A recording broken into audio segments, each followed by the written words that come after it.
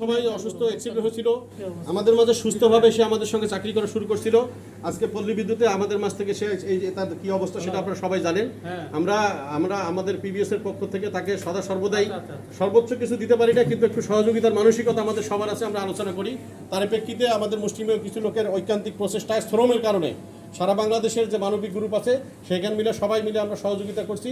তার প্রেক্ষিতে আমাদের সেই মানবিক গ্রুপ সারা বাংলাদেশের যারা শহীদ হয়েছে, যারা অসুস্থ, তাদেরকে কিছু সহযোগিতা করছে। তার প্রেক্ষিতে আমাদের সোহেলের কাছে একটা অ্যামাউন্ট আসছে, আমরা সেই অ্যামাউন্টটা আপনাদের সবার সম্মতিক্রমে আমরা সোহেলকে বুঝাই দিয়ে, এটা কিছুই না, এটা যৎসামান্য কিছু, আমরা একটু তাকে যৎসামান্য একটু সহযোগিতা করতে চাই। আপনারা কি ঠিক আছেন তো নাকি? আলহামদুলিল্লাহ।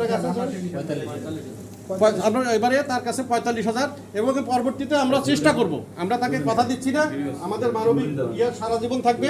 আমরা যতদিন সুস্থ আছি, আমরা সবাই সুস্থ থাকি, এই মানবিক বিষয়টা সবাই খেয়াল রাখবেন। আমরা যতটা পারি তাকে সহযোগিতা করার চেষ্টা করব ইনশাল্লাহ।